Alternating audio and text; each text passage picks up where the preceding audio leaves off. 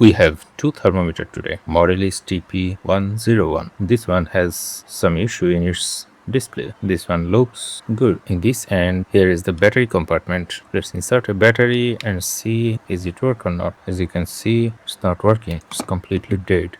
Let's see this one. This one is dead too. In this end, this thing, okay, after removing the rubber seal, it is open. We unscrew full screws and this cover is disconnected, and then inside this thing, this is horrible. Corrosion, ripped up button trace. I don't know how it happened, but this is too bad condition. This trace is also disconnected from the board. All of them. I think we can make new trace with new button connection, but it will not worth it because this thing is very cheap and repairing this type of trace is not an easy job, and this thing is extremely damaged. Let's examine it under the microscope.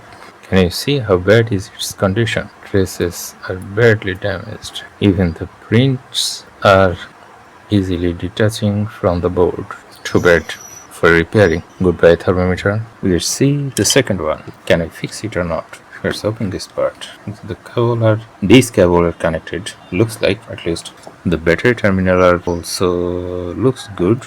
Not corroded like other one. This one looks better than previous one, but you can see the print is in very bad condition. Let's clean it with some thinner. Clean this button too. Insert the battery. Try to power on. No, there is no life. No sign of life. This thermometer is cheap and the condition of these board are too bad. So I think we shouldn't waste our time with these. 1 to 5 kilo ohms, 20 kilo ohms, and this one is 7.9 kilo. So thank you for your time. Thank you for watching. Please like, share the video and subscribe my channel now.